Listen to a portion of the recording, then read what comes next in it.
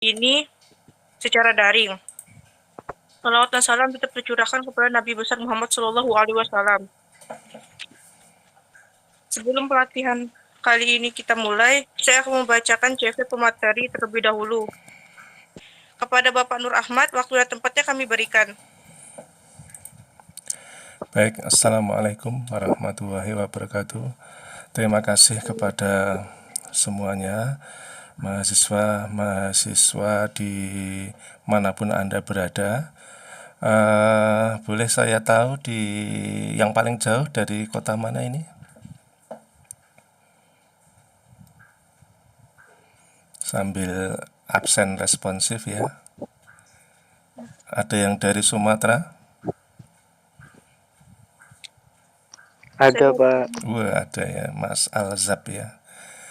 Baik, terima kasih. Semoga Allah memberikan perlindungannya kepada kita semua di era yang kondisi kesehatan tidak memastikan di mana-mana daerah ya. Semoga kita diberi perlindungan oleh Allah Ta'ala.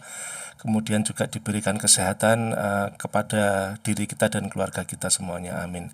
Sholawat serta salam semoga tercurah kepada baginda Rasulullah, Nabi kita di akhir zaman, sebenarnya adalah Nabi untuk seluruh umat manusia yang hidup di era ini. Nah, baiklah, pada kesempatan yang sangat baik ini, di mana teman-teman kita yang lain barangkali lebih memilih untuk bepergian ya, ataupun lebih memilih untuk sekedar bersantai-santai, atau ada yang masih tidur ya. Kita ber-20 orang ini ya, 21 atau 22 orang ini, kita mencoba untuk mencari ilmu ya, di mana ilmu ini akan dapat kita manfaatkan ya untuk menaikkan derajat kita.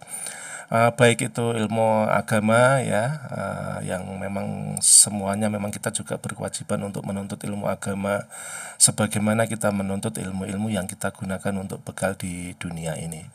Nah, baik saudara-saudara, terima kasih kepada Mbak panitia, Mbak siapa ya ini namanya tadi hilang ya, Mbak Wayan ya. Mbak Wayan Novitasari atau siapa tadi ya, saya agak lupa.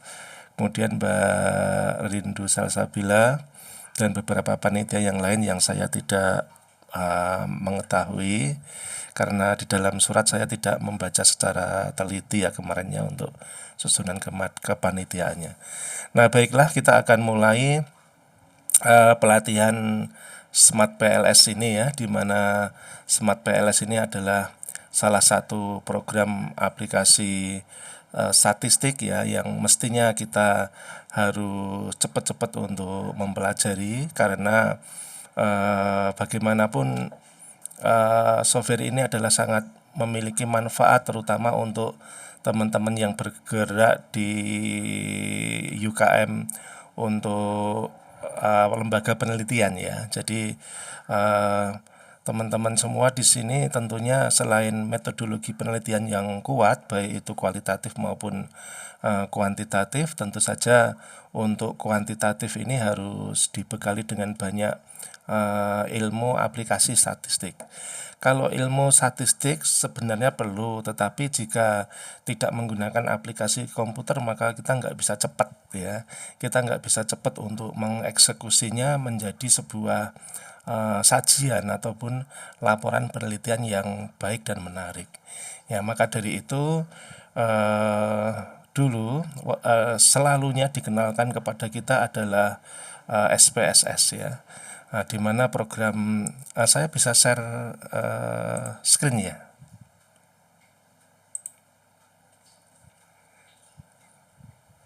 Sebentar. Saya bisa share screen, Mbak. Ada yang diaktifkan nggak? Di sini belum hijau itu tempat saya.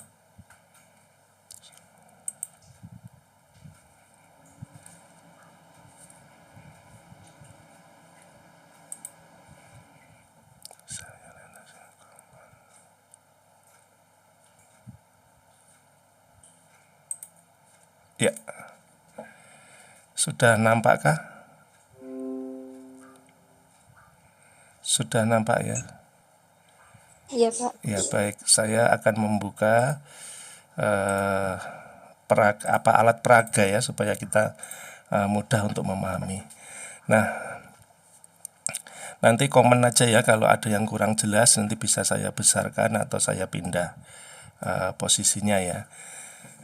Nah, jadi sebelum tahun ini ya, tahun awal-awal tahun 2020 ini sampai mundur sampai sekitar tahun 90-an ya, barangkali ya sekitar tahun 95 ya. Jadi mulai tahun 2020 sampai 95, udah lama banget itu. Selalunya dikenalkan itu SPSS ya. Jadi program statistik yang sangat terkenal bukan karena saking bagusnya, bukan ya, tetapi karena saking mudahnya digunakan ya. Setiap orang bisa sangat mudah untuk membuat penyesuaian ya, sehingga program ini meskipun salah perintah pun ya keluar angkanya ya, karena saking mudahnya ya. Nah, sebelumnya tahun 95 itu, sebelum era Windows ada, itu namanya microstat ya. Nah, microstat ini juga mempunyai banyak keterbatasan karena dia underDOS ya. Nah, kemudian beralih ke SPSS, itu merupakan satu loncatan yang sangat sangat besar ya pada waktu itu. Meskipun program-program yang lain itu ada, misalnya kalau SAS itu tidak familiar ya di lingkungan S1, di lingkungan S2 aja enggak ya, apalagi di S1 ya. Kemudian Stata, kemudian ada Minitab ya, dan ada yang lain-lainnya, ada Microfit segala. Nah, ada Evius juga ya, ada Evius. Nah, mulai tahun 2005 ya, pada penggunaan puncak yang semakin tinggi, kemudian tahun-tahun 2007 itu mulai turun penggunaan SPSS ini ya, 2007 itu. Bahkan sampai sekarang ini ya, terus sampai tahun 2015 ini makin merosot ya, meskipun masih populer ya di antara program-program yang sejenis yang lebih susah penggunaannya, terutama penggunaannya susah, makanya orang nggak mau memilih ya. Jadi SPSS ini memang paling mudah untuk digunakan. Nah, namun SPSS ini memiliki banyak, bukan banyak ya, istilahnya memang dia memiliki kekurangan ya, sebagaimana program yang lain juga mempunyai kekurangan. Jadi intinya, program-program yang kita pelajari atau beredar itu sebetulnya bukan kita kompetisikan, tetapi lebih ke arah kita itu mencari yang terbaik untuk dipilih, yang sesuai dengan permasalahan yang kita hadapi ya. Jadi bukan untuk dikompetisikan. Jadi meskipun sekarang ini lab komputer kita mulai sekarang sudah mengadopsi tidak lagi SPSS ya, makanya kalau Anda mau skripsi itu ada persyaratannya adalah mengikuti workshop SPSS, workshop statistik SPSS, begitu judulnya. Sekarang ini sudah saya mulai di bulan Juli kemarin ya, itu sekarang workshopnya bukan workshop SPSS tetapi workshop statistik ya. Jadi di dalamnya nanti ada 3 yang dipelajari, yaitu selain SPSS untuk pengantar, dia memang lebih mudah ya, lebih sederhana ya. Kemudian kita tambah dengan Smart PLS ya. Kemudian kita tambah lagi untuk eViews ya, Economic Views. Nah, 3 program ini kita kenalkan kepada mahasiswa supaya mahasiswa itu memiliki daya literasi terhadap penelitian itu menjadi lebih tinggi. Misalnya ya, kalau kita hanya memahami SPSS saja, maka model yang kita baca ya itu kebanyakan hanya model yang sangat sederhana seperti ini ya. Misalnya ini diisi X ya, X1, X2, X3, Xn ya, dan kemudian 1Y. Nah, maka ini penyelesaian yang paling cepat dan paling baik itu adalah pakai SPSS. Kalau pakai Smart PLS malah nggak cocok ya, atau istilahnya nggak powerful ya. Nah, tapi kalau Anda sudah dihadapkan kepada model yang seperti ini, sudah berjenjang atau menggunakan 2Y, atau sudah mempunyai persamaan struktural, ya artinya struktural itu kalau ini kan hanya selesai dengan satu persamaan ya, satu persamaan regresi seperti ini. Nah, dengan model yang berbeda, maka persamaan regresi akan lebih dari satu. Ya bisa 2, bisa 3, bisa 4, bergantung dari model yang kita akan gunakan ya. Nah, jadi model yang paling sederhana misalnya seperti ini ya, ini adalah namanya pengaruh yang dimediasi ya, yang dimediasi oleh yang tengah ini ya. Nah, jadi ini adalah salah satu metode regresi yang menggunakan persamaan struktural yang paling sederhana ya, yaitu adanya satu variabel intervening. Berbeda lagi kalau misalnya kita ini menambah satu panah di sini ya, menambah satu panah di sini, maka hubungan ini akan menjadi lebih rumit dari yang pertama tadi ya, karena variabel interveningnya bukan satu lagi tetapi menjadi 2 variabel intervening. Artinya begini saudara-saudara, jika Anda menggunakan SPSS, ini variabel Y ya, dan ini variabel independen, maka yang kita cari adalah apakah ada pengaruh satu variabel ini ya, yang kita namakan dengan independen, terhadap variabel dependen atau variabel Y. Jadi apakah ada pengaruh, katakanlah ini X1 ya, atau misalnya X1 ini misalkan disiplin kerja dan Y di sini adalah prestasi kerja, maka apakah disiplin kerja itu berpengaruh terhadap prestasi kerja dan seterusnya. Ini satu-satu pengaruhnya. Nah, namun jika sudah menggunakan intervening ya, ini sama-sama disiplin kerja ya, ini bisa jadi ini adalah performan kerja dan di sini prestasi kerja. Jadi kita bisa mencari apakah ada pengaruh disiplin kerja terhadap performan kerja secara langsung ya, atau pengaruh disiplin kerja terhadap performan kerja melewati prestasi kerja terlebih dahulu ya. Nah, jadi seperti itu model intervening yang paling sederhana. Jika ditambah panah 1, maka kita membacanya seperti ini. Apakah ada pengaruh disiplin kerja terhadap performan kerja ya, melalui disiplin kerja melalui prestasi kerja dan misalnya di sini motivasi kerja. Jadi melewati 2 variabel intervening. Nah, kondisi semacam ini itu tidak efektif lagi jika kita menggunakan SPSS sebagaimana program aplikasi yang kita ketahui sebelumnya ya. Jadi kalau hanya sederhana kita gunakan SPSS saja sudah mencukupi, termasuk untuk analisis data deskriptif ya, yang mungkin teman-teman Labma sudah sangat menguasai, yaitu kita buka ya misalnya ya, sebagai contoh di sini. Ini adalah SPSS ya. Mungkin bisa buka dari SPSS langsung bisa, tapi membuka dari filenya langsung juga bisa ya. Misalnya ini saya berikan contoh.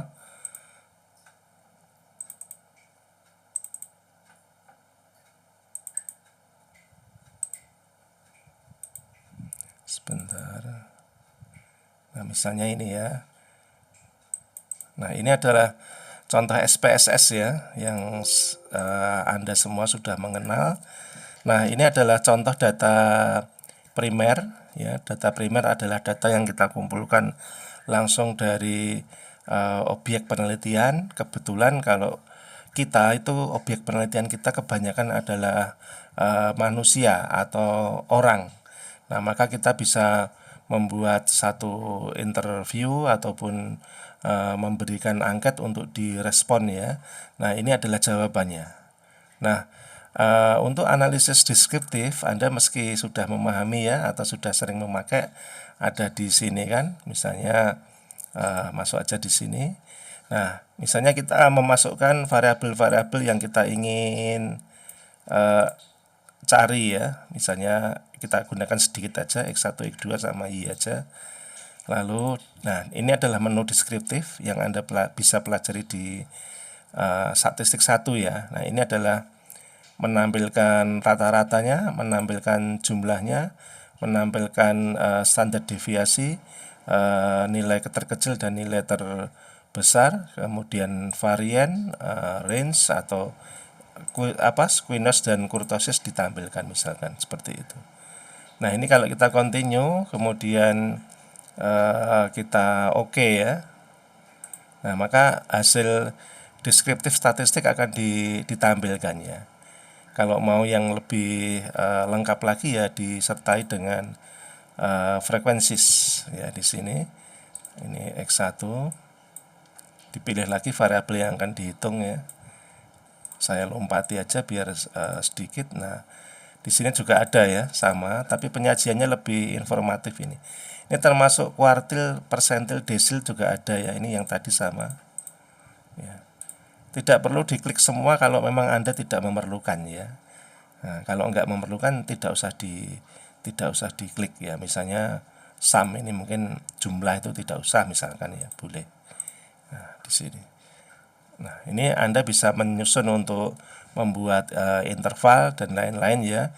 Nah, dari sini itu analisisnya termasuk kualitatif ya. Meskipun pakai angka-angka seperti ini, tapi termasuk kualitatif. Karena nanti Anda bisa menyimpulkan misalnya responden Anda itu umur berkisar di antara berapa sampai berapa. Lalu pendidikan berkisar dari misalnya pendidikan terendah sampai tertinggi itu apa, berapa orang jumlahnya. Laki-laki dan perempuan berapa orang jumlahnya ya. Yang berpendidikan tinggi misalnya yang berpendidikan tinggi itu lebih banyak di kota atau lebih banyak di desa dan lain sebagainya. Itu semua bisa ditampilkan di dalam data deskriptif ini. Ya, data deskriptif ini sebagaimana Anda ketahui hanya untuk menggambarkan responden ataupun objek penelitian kita ya, yang mana meskipun demikian dapat juga diambil suatu kebijakan. Ya, misalnya contohnya Labma mungkin baru-baru ini melakukan penelitian tentang mahasiswa-mahasiswa yang terdampak COVID-19. Ya, itu yang mereka yang ada di mana. Yang pekerjaan orang tuanya yang seperti apa. Ya, atau mungkin yang semester berapa. Ya, nah maka dari situ kan kita bisa memberikan informasi yang dilaporkan secara baik ke pimpinan ya, dan pimpinan akan dan Anda sendiri ataupun pimpinan itu akan memberikan satu solusi bagaimana cara untuk memperkecil efek dari COVID-19 ini di lingkungan mahasiswa kita. Nah, itu adalah contoh SPSS ya. Ya, jadi sederhana tapi tetap ini kita butuhkan ya. SPSS ini tetap kita butuhkan. Nah, begitu permasalahan kita itu meningkat menjadi model-model yang lebih rumit karena variabel baru, penelitian-penelitian baru ya, itu akan menghasilkan variabel ataupun pola hubungan yang terus berkembang. Maka tidak mungkin kita hanya menggunakan model yang hanya sederhana. Teman-teman semua, Anda bisa melihat di perpustakaan kita, ambil saja misalnya 10 skripsi teman-teman kita ya, kakak-kakak tingkat kita itu. Dari 10 itu mana sih yang modelnya di luar ini? Ya. Berapa? Dari 10 itu berapa yang modelnya seperti ini? Ya, kalau menurut saya itu masih 100% ya. Jadi 10 itu modelnya masih kayak gitu. Kita tingkatkan lagi sampai 10, 20, 30 sampai dari 100 orang itu dari 100 skripsi kira-kira yang model seperti ini berapa orang? Ya, nanti kalau ada 5 ya berarti baru 5% yang memiliki model yang lebih rumit. Ya, padahal kalau Anda membaca hasil-hasil penelitian, ya misalnya ide skripsi kan bisa dari jurnal ya, baik Indonesia maupun internasional. Nah, model-model itu tidak seperti ini semua. Ya, minimal mungkin seperti ini. Ya, atau mungkin ada model-model yang lain ya. Misalkan ini saya tunjukkan, misalnya di sini. Ya, misalnya ini model yang ke tahapan yang kedua ya. Di sini ada Y1 dan Y2. Ini X-nya tetap ada 3. X-nya malah 5 ya sampai ke sini ya. Nah, bahkan ada yang seperti ini. Nah, kalau misalnya kita sebagai mahasiswa yang mau menempuh skripsi misalnya di semester ini ya atau semester besok, Anda sudah banyak membaca jurnal-jurnal ya, yang bagus jurnal ya, meskipun itu Indonesia ataupun berbahasa asing, yang bagus bahasa asing ya, kalau kita urut-urutin. Tapi kebanyakan teman-teman pada nggak mau baca jurnal Indonesia ataupun internasional lebih dulu, tapi yang dibaca itu skripsinya orang lain dulu. Entah itu skripsi yang perguruan tingginya lebih maju dari perguruan tinggi kita misalkan ya, misalnya kita baca miliknya UGM atau miliknya UI ya. Jangan membaca skripsi yang dari perguruan tinggi di bawah kita ya, nanti malah kita nggak enak kan ya, tentunya seperti itu. Nah, maka model-model itu tidak seperti ini aja ya, tetapi bisa jadi ini ya, tahap pertama, kemudian ini kita bisa katakan tahap kedua atau tahap ketiga ya, karena ini variabel interveningnya banyak banget. Nah, kalau kita nemui bacaan yang kayak gini, ya kalau kita mengetahui alat analisis SMAT PLS, maka kita nggak akan mundur. Mundur tuh artinya nggak usah baca ini deh, bukan. Tetapi ya tetap dibaca, tapi disederhanakan modelnya. Misalnya diturunkan segini, kayak gini masih sulit ya, pakai kayak gini, misalnya begitu kan, akhirnya turun. Ya, makanya di dalam penelitian itu ada penelitian terdahulu, itu fungsinya adalah untuk mengikuti jejak penelitian-penelitian yang sudah ada, sekaligus posisi penelitian Anda itu ada di mana, lebih baik atau lebih di bawahnya, kan seperti itu ya. Nah, itu saudara-saudara untuk pendahuluan. Sampai di sini saya ingin tes dulu apakah jelas layar yang saya tampilkan ini.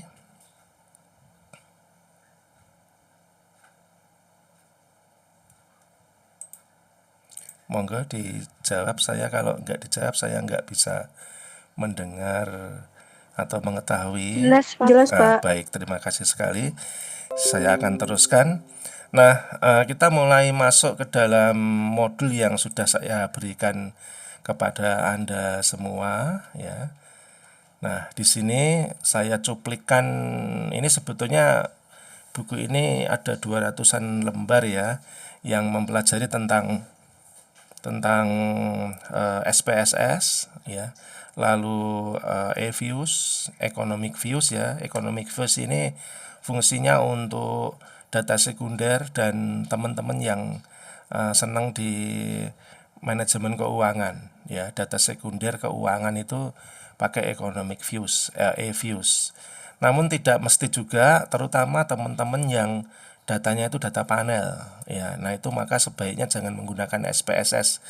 Bisa dikerjakan pakai SPSS tapi jelimet ya, susah sekali kalau saya bilang. Nah, kalau dengan E-Views ini menjadi lebih mudah. Jadi saudara-saudara semua,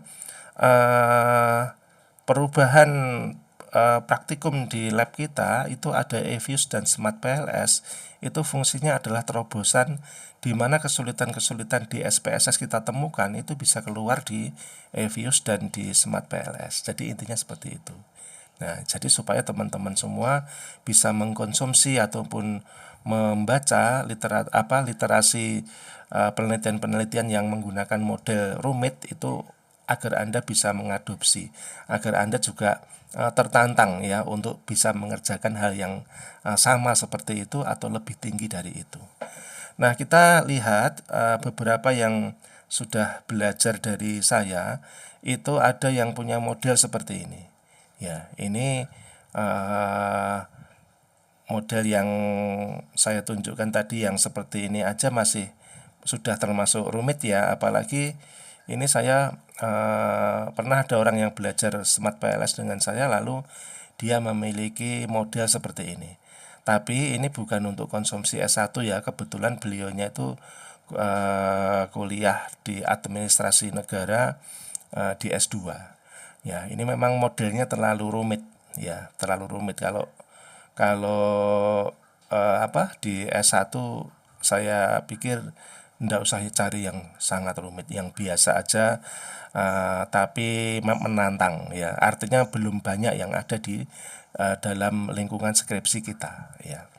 Nah, itu sudah pembimbing udah akan senang sekali, nggak perlu yang terlalu rumit seperti ini. Ya, ini hanya contoh aja, kemampuan Smart PLS itu bisa seperti ini.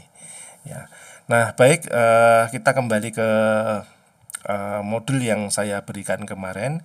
Jadi di sini kita lihat ya, kalau Anda membaca pendahuluannya bahwa variabel ya di dunia nyata itu tidak mungkin terjadinya itu cuma sederhana terus begitu ya.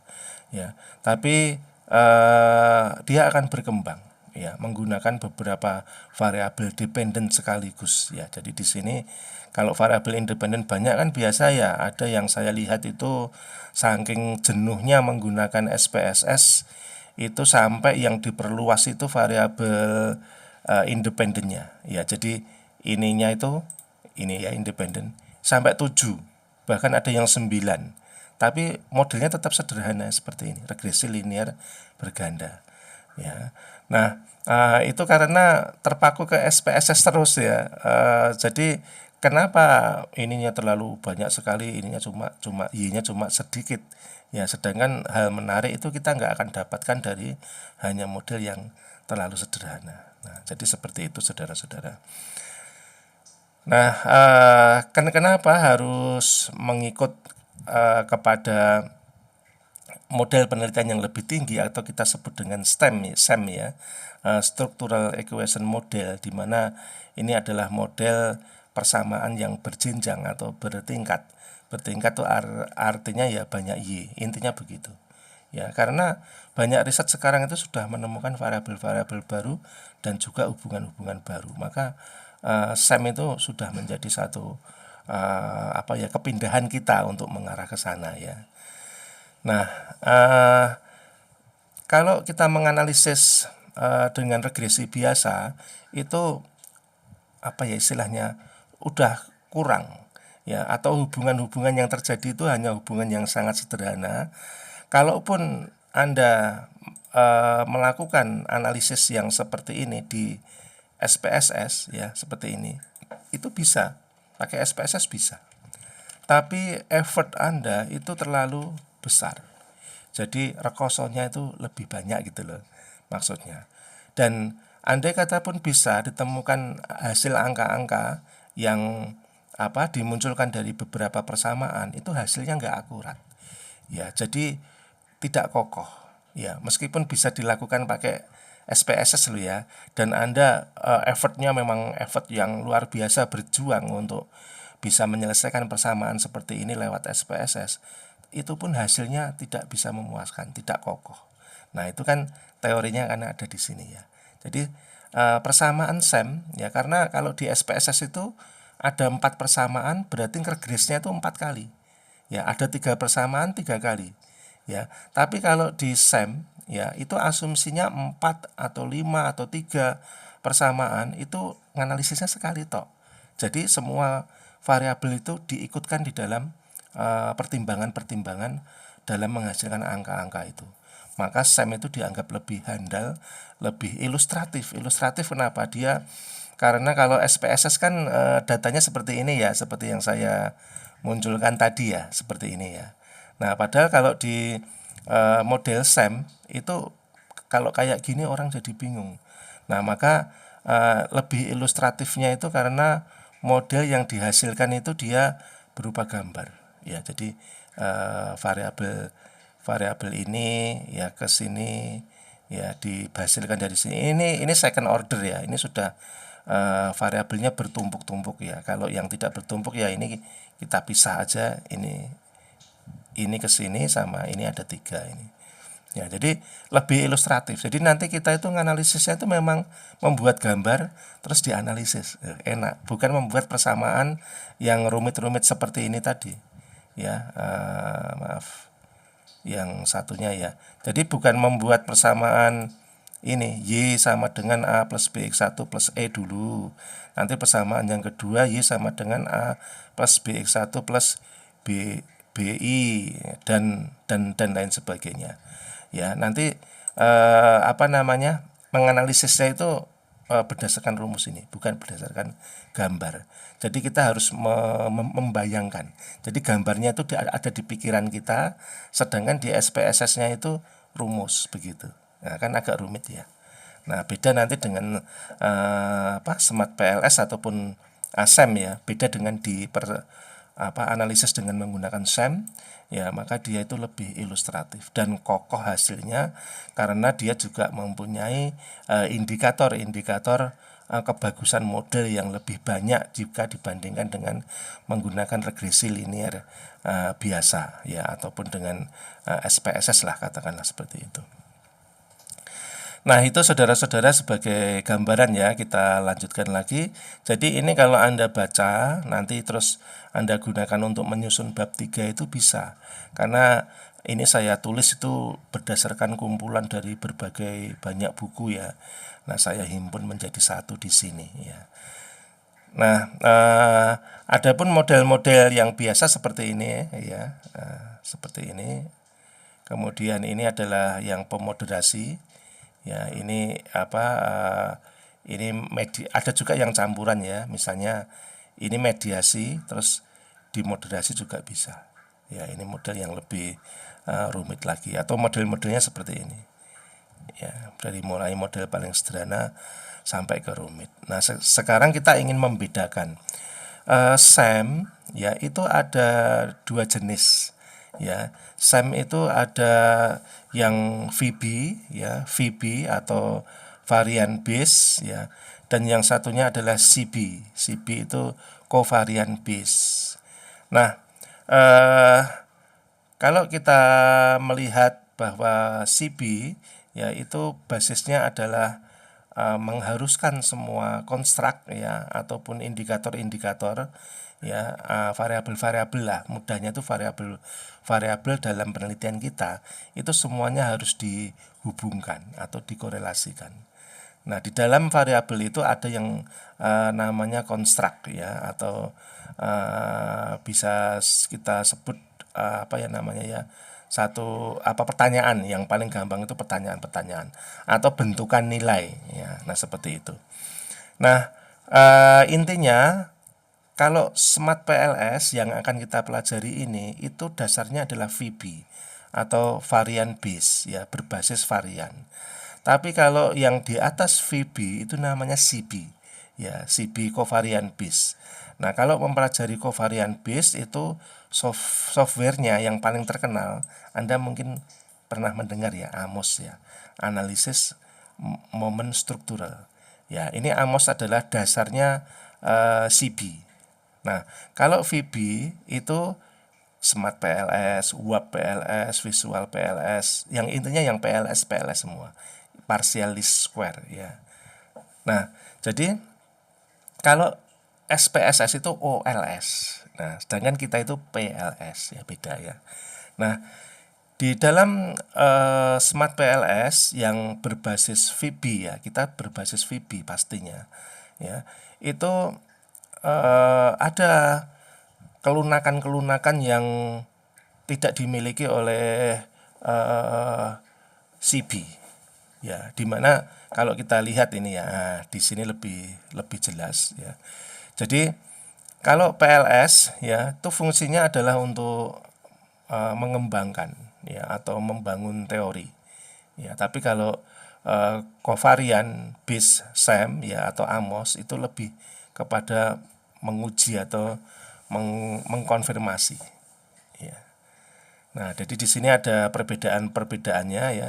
Yang paling menyolok intinya adalah si BSEM itu lebih berat. Kenapa? Sampel kita harus besar karena dia ngejar datanya normal. Ya, kalau datanya nggak normal, dia nggak bisa dikatakan sebagai modelnya itu model yang terbaik. Ya, nah sedangkan kalau PLS itu tidak mengharuskan datanya itu normal. Ya, maka dia tidak memerlukan datanya itu harus besar. Kemudian yang covariant base ya, itu lebih mengarah kepada dia selain sampelnya besar, dia uji model fitnya itu banyak banget. Ya, ini kalau kita lihat ada di sini. Ya. Nah, Jadi kalau SPSS model fitnya itu hanya R kuadrat ya, Anda ingat ya mestinya ya. Cuma R kuadrat atau paling banter F kuadrat sama F ya, uji F. Nah, tapi kalau Smart PLS itu yang kuning ini ya, dia model fitnya ada R kuadrat, ada F kuadrat ya, ini hampir sama. R kuadrat itu baik di SPSS maupun di Smart PLS dia muncul. Tapi kalau di Amos dia nggak muncul. Ini Amos tuh mulainya di sini, yang hijau ini. Ini model fit. Model fit tuh uji kekokohan tadi loh. Kan kita sebut bahwa SEM kan lebih kokoh kan, ya. SEM kan lebih kokoh ya. Baik SEM yang VB maupun SEM yang CB gitu. Nah kalau yang VB yang alat analisisnya adalah Amos, ya itu indikator kebagusan modelnya banyak banget ya, meskipun tidak semua dipakai ya. Kalau semua dipakai pusing juga semua, kita nggak jadi neliti ya, karena bebas RVI, AIC-nya kena, AIC-nya bagus, ACAC-nya bagus, holternya kena ya, RMCA-nya bagus, seminnya kena, bisa jadi kayak gitu. Kita nggak jadi penelitian. Maka dari itu kadang-kadang 20 atau 22 di Amos itu kadang yang dipakai cuma 5 sampai 7, itu udah bagus. Nggak dipakai semua. Nah, di dalam Smart PLS itu juga begitu. Ini ada 6 ya. Yang kita pakai ini aja, R kuadrat, Q kuadrat sama NFI. Udah tuh yang paling banter, pakainya 3 itu aja. Ya, tapi kalau di SPSS R kuadrat sama F. Ya, nah seperti itu. Nah, baik saudara-saudara, kita lanjutkan makalah materi kita supaya kita cepat masuk ke gimana sih apa penerapan Smart PLS itu gitu, dan bagaimana cara menggunakannya. Nah, nanti sampai di situ. Nah, ini kita lihat bahwa masih di sini ya, bahwa Smart PLS itu tidak membutuhkan uji asumsi klasik yang berat seperti di SPSS. Jadi memang intinya lebih ringan. Ya. Kalau SPSS kan Anda kenal ya sama uji normalitas, uji linearitas, uji autokorelasi, uji multikolinearity, dan uji hetero ya, ada 5 ya. Ini saya kasih ilustrasi biar Anda tidak mudah tidak membayangkan. Ini saya besarin sedikit. Nah ini ya, jadi kalau di SPSS itu ujinya ada ini, normalite, auto, multi, hetero, dan linear ya.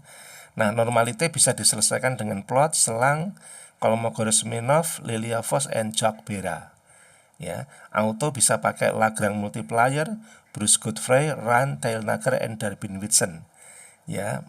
Multi itu bisa VIF ya, variant inflation factor, correlationnya yang pakai Rose-Spearman ya, model auxiliary regressive ini bisa. Heteronya bisa pakai plot yang paling gampang, correlation, White, ini banyak nama orang ya, White, Park, Glaser, Lagrange multiplier, and Bruce Pagan Godfrey. Ini semuanya adalah cara untuk mendeteksi ada nggak penyakit di dalam model kita. Ya, jadi kalau uji instrumen ya itu uji validitas dan reliabilitas ini untuk purifikasi ya, atau untuk memurnikan apakah data yang Anda ambil dari responden itu memang layak nggak digunakan untuk penelitian Anda. Itu uji validitas dan reliabilitas. Nah, teman-teman semua mesti banyak yang sudah menggunakannya. Nah, cuma kan caranya mungkin pakai Person Correlation Product Moment ya, PCPM ya. Nah, nanti kita nggak akan menggunakan PCPM di Smart PLS, tapi kita gunakan Convergent and Discriminant Validity. Ya, lebih tinggi daripada Person Correlation Product Moment. Ya, jadi intinya Smart PLS itu kedudukannya ada di bawah Amos. Ya, Amos kan dasarnya CB. Ya. Nah, Smart PLS kan VB ya. Jadi dia di bawah Amos tapi dia di atas SPSS. Jadi cakep banget ya. Selain Anda nanti jadi bisa lebih mudah untuk melakukan analisis data sendiri ya. Kita semuanya ya yang apalagi yang di Lepma, mahasiswa biasa aja yang nggak ikut organisasi, yang nggak aktif apa-apa gitu ya, saya hasung untuk ayo kita analisis data sendiri. Karena bikin skripsi itu biayanya bisa nol, ya. Nah, sementara yang beredar sekarang, orang bikin skripsi itu ada yang biayanya 1 juta, ada yang 1,5 juta, ada yang 3 juta, sampai seperti itu. Nah, maka saya nggak menginginkan itu. Semakin banyak biaya berarti Anda malah justru semakin lemah. Ya, kalau semakin biayanya nol, malah Anda semakin kuat. Ya, kuat apa? Kuat ilmunya sama kuat kantongnya, gitu. Nah, maka dari itu coba ya kita untuk mempelopori bagaimana kita mahasiswa FEB Prodi Manajemen ini juga mempunyai keterampilan untuk menganalisis ya, terutama kalau Anda lebih bagus lagi. Sekarang kan Anda di UKM, di Lepma ya, Anda banyak berlatih. Ya, tapi kalau tidak ya, paling tidak itu nanti untuk skripsi ya. Nah, jadi Anda rajin-rajin aja. Kalau Anda mempunyai keterampilan tinggi di aplikasi statistik, ya tanya-tanya dosen siapa yang punya penelitian kolaborasi. Saya tak ikut membantu analisisnya, begitu. Ya, atau kalau dosen Anda pintar analisis, ya saya tak membantu ya, mendesain angketnya. Kata-katanya bukan, kata-katanya dari dosen Anda. Ya, tapi Anda menyusunnya dalam bentuk Google Form, mencarikan data, merekap, siap dianalisis begitu. Nah, nanti paling tidak kalau keperluan teman-teman di lab seperti itu ya, yang belum ngambil skripsi. Tapi kalau nanti ngambil skripsi, Anda bisa langsung untuk memakainya sendiri dan Anda akan hemat, bisa jadi hematnya jutaan loh, ya. Karena di perguruan tinggi lain ya itu kalau analisisnya Amos itu minimal 1,5 juta itu analisisnya saja.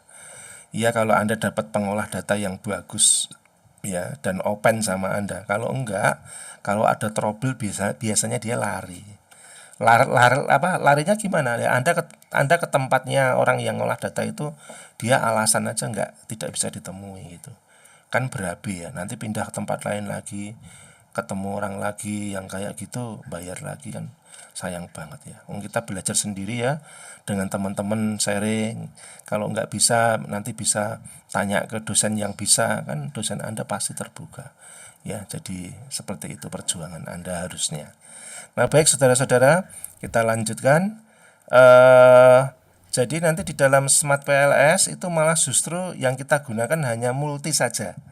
Ya, ini tetap validitas dan reliabilitas tapi pakai yang versi tinggi ya, pakai yang bobotnya yang paling tinggi yaitu konvergen dan diskriminan validity. Ya, kalau uji reliabilitasnya sama, pakai Cronbach alpha ditambah dengan composite reliability ya, lebih bagus lagi. Lalu kalau uji asumsinya satu tok malah ya, multi saja, nggak pakai yang lain-lain. Nah, justru malah gampang ya di Smart PLS ya. Nah, untuk uji hipotesis, nah ini saudara-saudara, ini sebetulnya nggak hanya pengetahuan SPSS saja ya, tapi pengetahuan tentang Medpen dan statistik secara umum. Bahwa uji hipotesis itu nggak hanya regresi loh, nggak hanya nyari pengaruh loh, tapi nyari hubungan, nyari keterkaitan, nyari perbedaan, nyari sebab akibat. Ya, selama ini kan kita cuma pengaruh terus gitu ya. Nah, Anda nggak pernah memakai alat analisis chi-square ya, keterkaitan. Misalnya keterkaitan antara misalnya karakteristik responden dengan karakteristik konsumen. Ya, misalnya kalau responden atau pembeli, karakteristiknya apa toh? Ya, karakteristiknya pengen harga yang murah, ya, pengen kualitas yang bagus, pengen model yang menarik, kan begitu ya. Nah, tetapi kalau karakteristiknya produsen, ya, karakteristiknya produsen itu kan kalau bisa harganya ya jangan murah banget supaya kualitas kita bagus, kan gitu. Bertolak belakang ya. Nah, di antara bertolak belakang itu kita hubungin. Nah, itu pakai uji chi-square, pakai keterkaitan. Nah, ada uji perbedaan ya, perbedaan sebelum dan sesudah. Itu kan jarang ya. Nah, coba Anda survei lagi di perpustakaan kita, hampir semua mahasiswa itu pasti alat analisisnya regresi, padahal ada yang lain-lain. Nah, seperti itu saudara-saudara. Nah, jadi nanti itu yang akan kita lakukan di dalam Smart PLS, yaitu kalau data kita sebaiknya primer ya kalau di Smart PLS, meskipun yang sekunder pun boleh. Contohnya primer itu ya yang angket ini tadi. Ya, ini angket ini kan primer ya. Ya, ini responden nomor 1 jawab pertanyaan nomor 1 pada variabel X1 itu 5. Kalau dijumlah semua jadi 25 gitu. Ya, kalau sekunder itu enggak ada validitasnya. Ya, tapi langsung X1-nya apa? Misalnya CAR ya, capital asset ratio misalnya berapa? 1,74 dan seterusnya. Ya, itu sekunder ya. Itu ya teman-teman semua ya, Anda bisa membedakan, tentunya sudah bisa ya. Nah, baik, selanjutnya ya di sini sudah saya utarakan tadi kelebihan-kelebihan dari model Smart PLS baik VB maupun CB, apalagi jika dibandingkan dengan metode OLS yang di SPSS. Nah, isu yang paling utama di dalam pembahasan Smart PLS adalah adanya outer dan inner model. Ya, jadi ini kalau Anda digunakan untuk membangun bab 3 itu ya ini. Ya, teori yang ini tadi, kenapa kita pakai Smart PLS dan kenapa kita pakai SEM, itu alasannya ini. Ya. Terus model pembahasan di dalam Smart PLS itu ada dua, yaitu model outer dan model inner. Model outer terdiri dari validitas dan reliabilitas dan juga beberapa model fit di dalamnya. Ya, semacam uji persyaratan ya. Nah, semacam uji persyaratan. Nah, kalau model inner itu lebih kepada ini ya. Persyaratan kan ini, uji instrumen sama uji asumsi. Ya, atau kalau di dalam Smart PLS itu model fit ya. Ini juga persyaratan ini. Nah, kalau yang model inner itu ke uji hipotesis atau pengambilan keputusan. Nah, seperti itu. Nah, baik yang lain ya itu bisa dipelajari, cuma tinggal sedikit ini ya, kebijakan yang baik. Intinya kita nggak ingin mengkompetisikan ya dari masing-masing cara ya, tapi lebih kepada kita itu memang harus banyak belajar supaya kita lebih bisa menggunakan cara-cara tersebut untuk kasus-kasus yang sesuai. Ya, nah setelah itu ini tidak penting.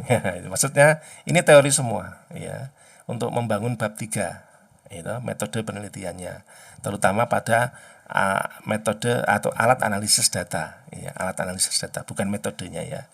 Kalau metode kan pengambilan sampel ya, populasinya berapa dan lain sebagainya, jenis penelitiannya apa kan gitu. Kalau ini pas di metode analisis atau alat analisis data, ini teorinya. Nah, yang di sini ke bawah, sini sampai habis itu adalah prakteknya. Nah, di sini dalam kesempatan kali ini saya cuma mempraktekkan satu jenis saja, yaitu variabel intervening sampai tuntas. Nah, nanti untuk yang moderating itu jarang digunakan, tetapi kalaupun ada nanti di modul ini pun diberikan. Nah, sampai di sini ada pertanyaan dulu karena saya sudah memberikan hampir 1 jam ya, sekitar hampir 50 menit. Monggo ada pertanyaan dulu supaya kita bisa komunikatif. Monggo Mbak dan Mas.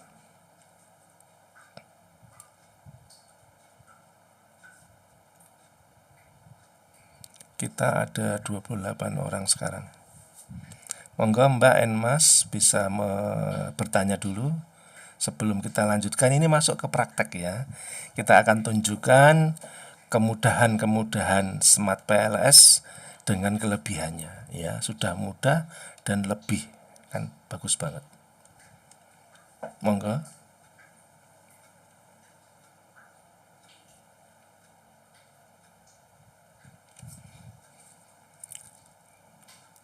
Mungkin dari Mbak Rindu Pak, ya. Mbak Vicky.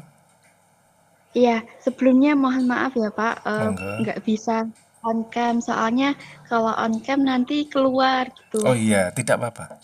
Tidak apa-apa. Iya, Yang penting iya suara. Pak. Saya aja senangnya sebetulnya lebih senang suara saja ya, tetapi saya takut nggak enak. Biasanya Anda ikut webinar kan nampak yang ngomong gitu ya. Monggo Mbak, enggak apa-apa.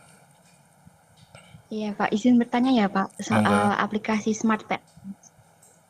Nah, kalau di SPSS itu kan biasanya kita ada beberapa yang harus kita uji ya Pak. Kayak tadi saya juga lihat itu ada uji instrumen, ada uji asumsi klasik gitu. Nah, untuk di Smart PLS sendiri itu kurang lebih sama atau ada yang berbeda gitu Pak untuk yang Ya, cukup itu. Ada yang lain? Itu nomor 1 itu, nomor 2 mungkin tambah Mbak Vicky.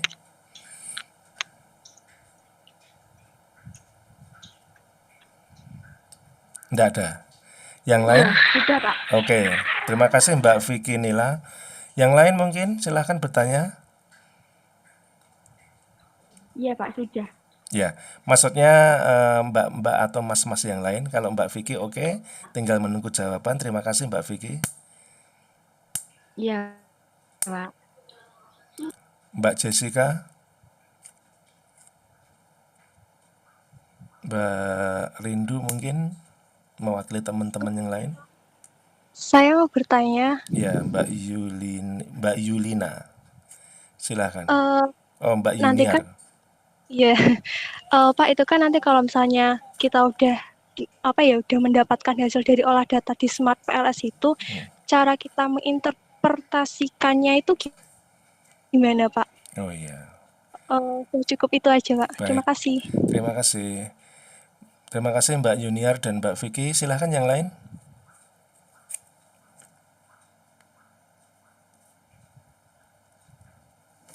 Nah, baik, sambil menunggu yang lain, kita akan jawab pertanyaan yang pertama dari Mbak Vicky dulu.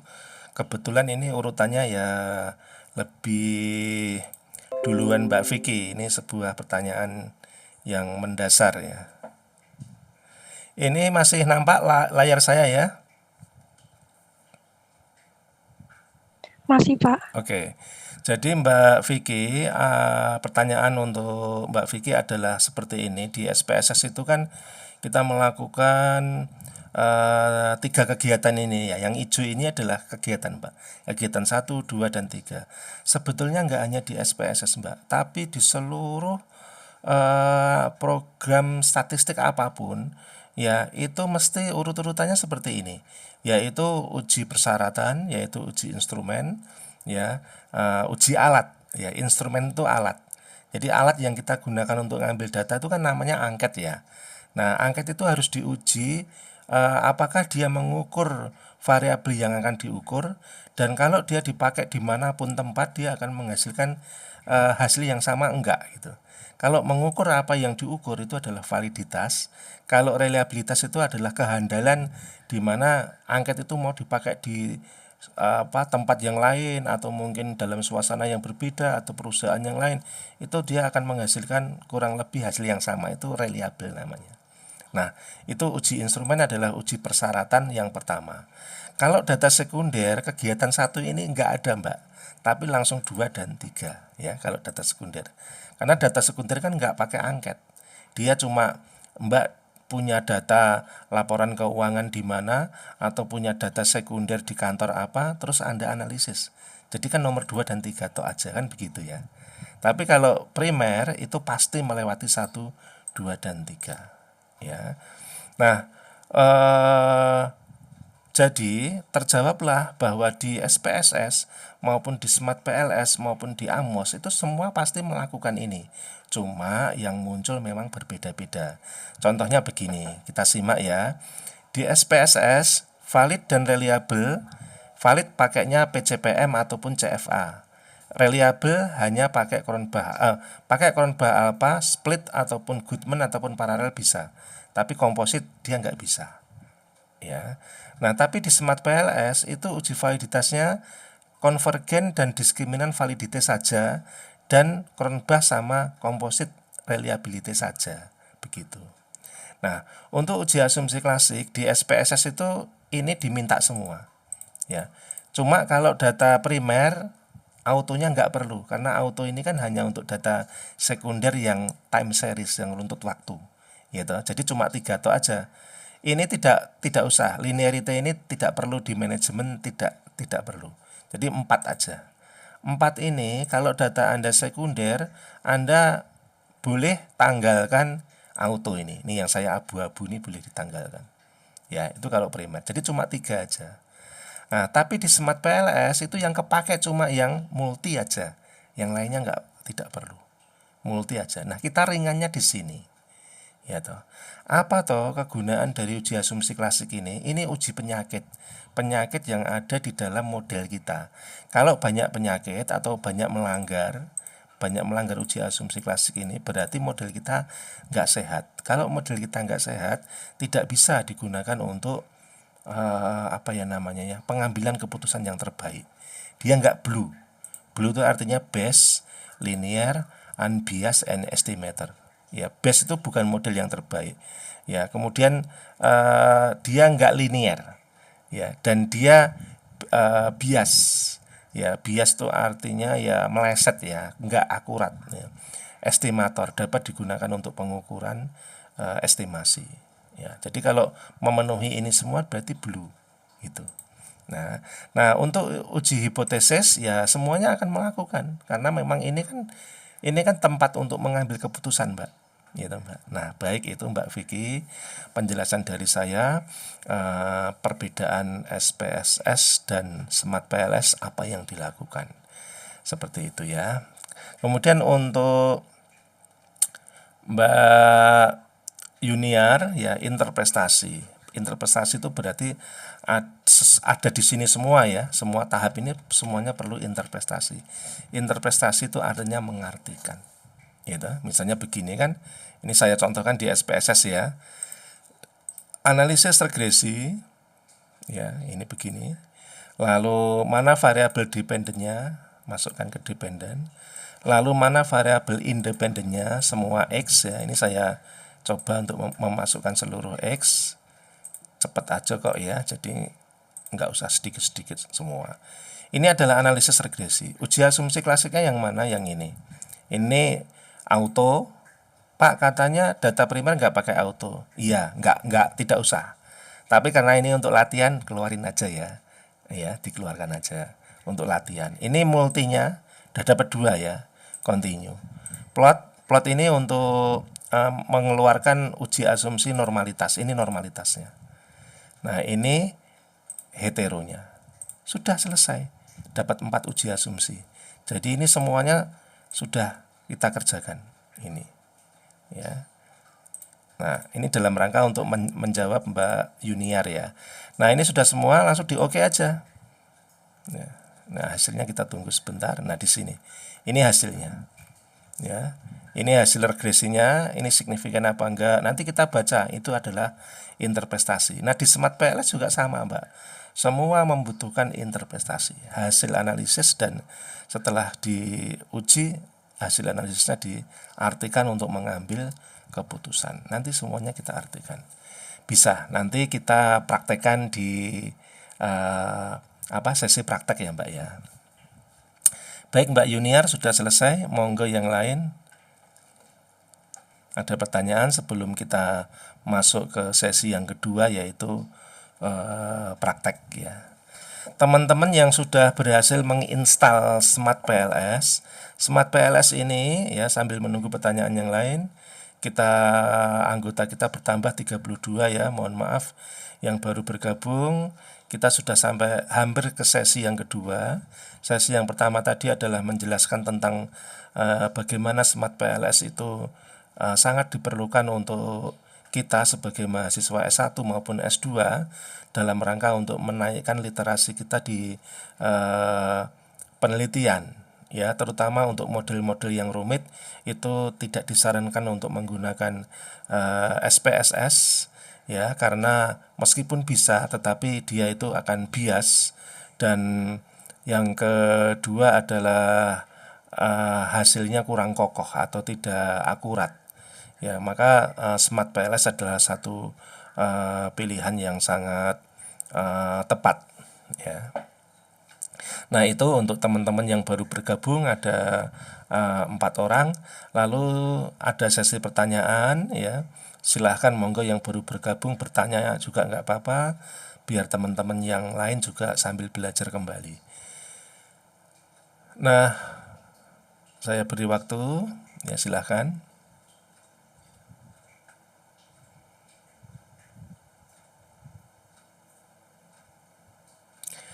Baik, jika tidak ada kita akan masuk ke Smart PLS. Sebelumnya bahwa Smart PLS ini adalah program yang dibuat di Jerman ya, yang menginduk pada perguruan tinggi tertentu. Pengembangan Smart PLS ini sebetulnya sudah lama, bukan barang baru ya, tetapi software-software aplikasi memang baru bermunculan ya. Nah, software yang lain-lain, misalnya ada WAP PLS, ya meskipun ada Stat PLS yang lain itu masih tidak menarik. Yang paling menarik adalah yang Smart PLS ini ya.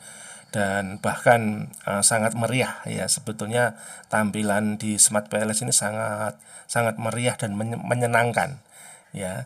Nah, cuma yang menjadi kendala Smart PLS ini tidak bisa dibeli ya. Makanya saya sendiri pun di rumah itu saya nggak memiliki yang asli ya, karena dia bisanya disewa. 1 tahun itu sekitar 45 US dollar ya. Sebenarnya lab kita kalau kita sering pelatihan di lab ya, sering kegiatannya hidup, sebetulnya akan saya pasang Smart PLS yang asli ya. Tetapi karena kita pandemi ini ya hampir 1 tahun, enggak ya, sekitar 7 bulan. 7 bulan ini tuh lab kita jarang dipakai untuk kegiatan reguler. Maka sayang nanti kalau dibiayai 45 US dollar per komputer dikalikan 32, nanti 1.200-an dolar lebih. Ya, itu sama saja membayar kos-kosan tapi tidak ditempati ya. Maka dari itu kita pakai yang trial ya. Jadi nanti Anda pun bisa menggunakan trial. Nanti penggunaannya begini. Dia kan 30 hari ya. Kalau Anda sedang menempuh skripsi, jangan Anda install awal-awal ya. Tapi lakukanlah jika data Anda sudah terkumpul. Ya, data Anda sudah terkumpul, sudah di Excel ya. Nah, kemudian Anda baru install. Nah, kan Anda punya waktu 30 hari. Padahal Anda menganalisis data Smart PLS itu dengan trouble-troublenya itu di bawah seminggu sudah selesai. Jadi 30 hari yang disediakan oleh Smart PLS untuk versi student itu cukup ya. Makanya tetap Anda bisa gratis. Kalaupun tidak ya, misalnya Anda susah untuk menginstal sendiri di komputer Anda, di laptop Anda, maka Anda bisa pergi ke lab ya, lab kita. Dan kita sediakan penggunaannya dan gratis ya, tidak dipungut apapun, malah justru kalau Anda bertanya-tanya juga akan dibimbing atau diarahkan tanpa pembayaran sedikit pun. Jadi itu kewajiban kita untuk membuat Anda itu comfort dan smart ya, seperti program kita Smart PLS ya. Nah itu saudara-saudara, jadi monggo kalau mau diinstal coba-coba nggak apa-apa di www.smartpls.com ya, sama programnya program trial. Nah yang di rumah saya ini juga saya trial ya. Makanya hari ini pas wetonnya itu apa kayak orang Jawa itu ya. Ini pas hari nggak baiknya bagi dia ya, sehingga saya buka itu baru nggak bisa ya. Tapi saya punya yang versi kita sudah elaborasi ya, supaya bisa jalan itu kita menggunakan VM. Ini ya, coba saya munculkan, ini agak lama. Nah ini programnya seperti ini, logonya seperti ini ya, kecil ini Smart PLS. Nah maka seperti ini karena tidak asli ya, a problem occur ya, ini 30 di free trialnya sudah habis ya. Biasanya kalau ini saya close begini masih bisa buka, ini nggak bisa, dia nutup. Nah, tapi nggak apa-apa, saya masih punya cadangannya yang saya di otak-atik oleh teknisi lab ya, ini saya bisa menggunakan. Nah, ada di sini, ini saya panggil dulu ya.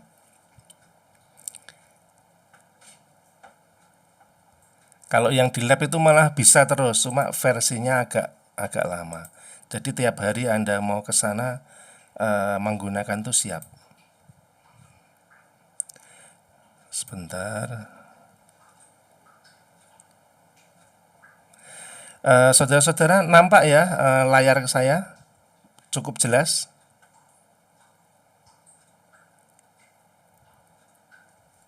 Jelas, Pak. Baik, terima kasih.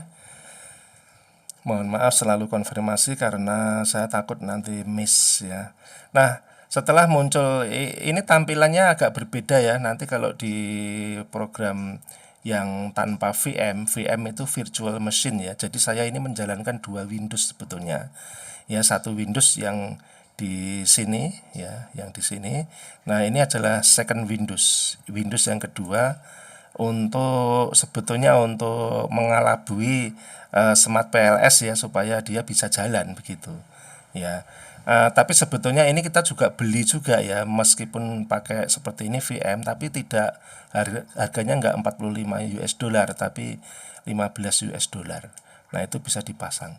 Cuma perilakunya agak terbatas ya, perilakunya agak terbatas.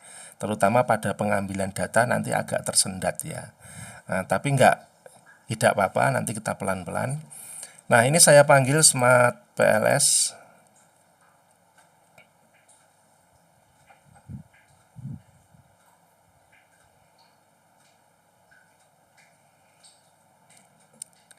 Mohon bersabar ya, ini sudah tampil, tidak ada komentar kayak tadi kan, merah-merah tadi ya.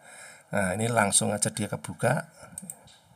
Karena ini memang aslinya saya membeli 45 US dollar yang asli, terus kita masukkan ke dalam VM seharga 15 US dollar, maka kita nggak usah beli yang 45 US ya, tetapi belinya yang 15 US itu. 15 US ya, bagaimanapun itu tetap uang ya. Kalau Anda mau free, nanti silahkan di lab komputer untuk boleh menggunakan. Nah, langkah yang pertama untuk Smart PLS ini adalah file create new project ya. Jadi kita akan membuat proyek baru dengan nama, biasanya nama mahasiswa ya. Ini mohon maaf saya pakai nama mahasiswa yang lucu ya, biar seger aja, biar nggak ngantuk aja ya. Nah, cara memberi nama yang baik itu jangan cuma data gitu tok, jangan ya, karena data itu bisa data apa aja, siapa saja gitu ya. Biasanya kalau orang mengolah data malah justru namanya yaitu data gitu dok ya, karena dia nggak merasa memiliki. Tapi kalau Anda ngolah data untuk Anda sendiri kan mesti nggak akan mungkin kasih nama yang kurang baik begitu ya. Apalagi ini data jadi gitu ya. Kadang-kadang orang diolahkan data di luar tuh data jadi, berarti ada data yang nggak jadi loh. Ada data yang mungkin jelek begini hasilnya ya. Ada yang seperti itu, saya paling nggak suka seperti itu ya, karena dia nggak punya nilai seni dan tidak menghargai orang yang ngolah data gitu. Nah, tapi kalau Anda ngolah data sendiri, pasti Anda bikin nama yang bagus. Misalnya data penelitian siapa misalnya tadi Mbak Rindu Salsabila atau Mas siapa tadi ya. Nah, siapalah gitu ya. Atau saya bikin nama yang lucu ya, data penelitian Dita Leni Rafia misalnya gitu ya. Ini kelihatannya namanya bagus tapi lucu ya. Nah, kita oke. Setelah kita oke, maka akan muncul di sini. Ini yang kita perhatikan ya. Langkah yang kedua adalah double click to import data. Nah, di sini.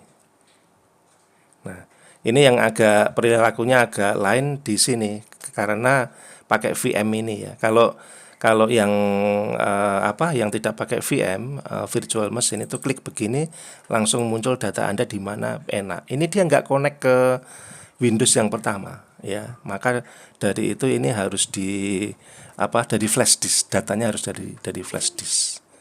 Nah, perlu diketahui teman-teman semua bahwa Smart PLS itu tidak mengenal data Excel murni.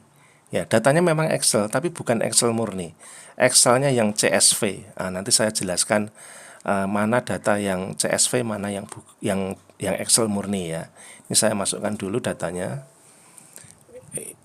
nanti di lab nggak akan muncul pertanyaan begini ya. Ini jalur khusus karena ini menggunakan virtual mesin ya. Nanti ya yang di lab lebih mudah ya. Nah, ini sudah connect sama flash disk. Lalu saya masuk ke data. Ini data bisa Anda ini ya. Anda bisa minta ya. Data-data latihan bisa Anda minta nanti. Ini saya masuknya saya menyimpan data di sini. Nah, data Excel yang CSV, kalau Excel kan biasanya data latihan 1 Smart PLS ini titik XLSX ya. Yang murni kan seperti itu ya. Ini saya tunjukkan. Data yang asli seperti apa. Sebentar, mudah-mudahan nggak kelamaan. Nah, ini adalah contoh data Excel murni. Nah, ini kan Excel murni nih, worksheet. Nah, yang bukan murni ini, yang CSV ini comma separated value file. Nah, itu caranya membuat gampang, tinggal di save as aja, Anda pilih yang CSV, ya, seperti itu caranya. Nah, kita kembali ke VM, ya, ini saya panggil ya data Excel-nya. Nah, nama ini muncul secara otomatis mengikut data Excel Anda. Ini Anda oke aja, ini nggak ada pengaruh apa-apa. Ya, kalau ini namanya kurang baik atau panjang atau apa, enggak masalah. Tapi yang penting adalah nama di sini yang bagus. Ya, oke. Nah, kalau sudah oke, normal, maka data Anda akan muncul di sini. Ya, akan muncul ada di sini. Datanya aslinya kayak apa sih? Nah, ini kita panggil dulu ya supaya Anda mudah membayangkannya. Saya panggilkan dulu. Ini apa ini? File yang digunakan. Sebentar. Ini ya data aslinya seperti ini ya, yang ini. Judul penelitian kita, pengaruh labelisasi halal, harga dan kualitas produk terhadap loyalitas pelanggan melalui kepuasan pelanggan. Nah, judulnya di dalam Smart PLS itu mesti kayak gini. Ya. Kalau yang tidak intervening atau ini ya, tidak menggunakan variabel intervening atau datanya yang gambarnya biasa yang seperti ini, ya, maka kan bunyinya kan seperti ini. Pengaruh labelisasi halal, harga dan kualitas produk terhadap loyalitas pelanggan. Wes gitu tok ya. Gitu aja. Tapi karena ada melalui kepuasan pelanggan, itu berarti gambarnya sudah ada intervening. Melaluinya itu karena ada ini. Paham ya? Nah, oke. Jadi ini adalah data yang asli seperti ini. Tidak usah dikasih skor. Kalau di SPSS kan dikasih skor. Ini tidak usah. Ini yang penting ini aja. Smart PLS itu hanya butuh ini. Ini ke bawah sudah. Yang lain-lain tidak perlu. Nah, inilah yang di CSV kan ya. Ini Anda buang ya. Ini Anda sampai di sini dibuang di del ya. Terus ini juga Anda buang, ini nomor ini juga nggak perlu. Nah, ini Anda file save as. Ya, Anda file save. Mau ditaruh di mana ini? Browse kan ya. Browse mau taruh di mana gitu misalnya. Nah, terus ini yang Anda rubah ini. CSV, nah yang ini ya. Jangan yang di bawah-bawah. Yang ini bisa, tapi ini kurang fleksibel. Nah, yang di bawah ini jangan. Tapi yang paling atas ini aja yang CSV ini. Nanti Anda klik, nanti dia otomatis akan bisa dibaca oleh Smart PLS. Ya, oke ya. Nah, kita masuk ke sini. Kalau sudah, langkah berikutnya adalah menggambar. Nah, tadi analisisnya itu menggambar, informatif, komunikatif. Nah, kita taruh sini ya. Ini tumpukan data, ini mau menggambar. Klik 2 kali. Atau diklik aja bisa. Ini ruangan kosong untuk menggambar, ini data di sini. Data jadi pindah. Mohon maaf, konfirmasi, jelaskah di layar? Jelas, Pak. Terima kasih. Baik, ini kita mulai. Kita mau menggambar apa toh, Pak? Nah, supaya mudah, saya ilustrasikan ini. Kita ingin menggambar yang ini. Ya, tapi ini dipasin ya, dipasin aja. Nah, kita variabelnya di situ 3. Ya.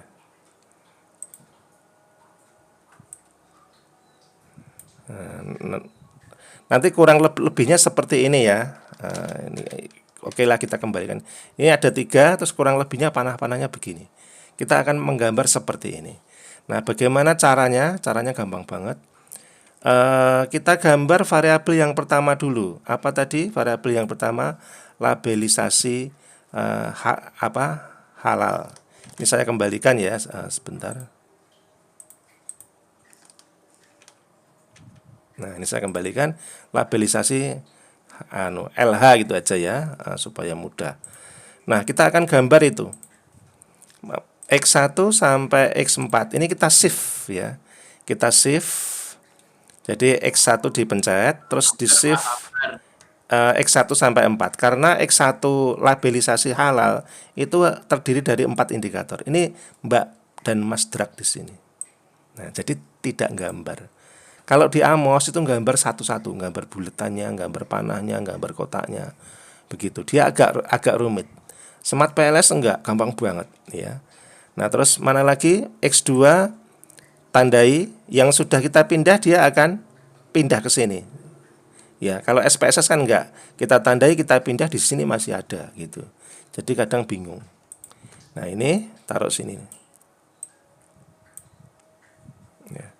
Terus ini X3 sampai, kebetulan ini pertanyaannya 4 semua. Tidak mesti ya, pertanyaan dalam tiap angket itu tidak mesti 4 semua, tergantung ya, tergantung. Nah, ini sampai yang ke berikutnya, gambar berikutnya ini Y1. Taruhnya di sini. Ya. Dempetin nggak apa-apa.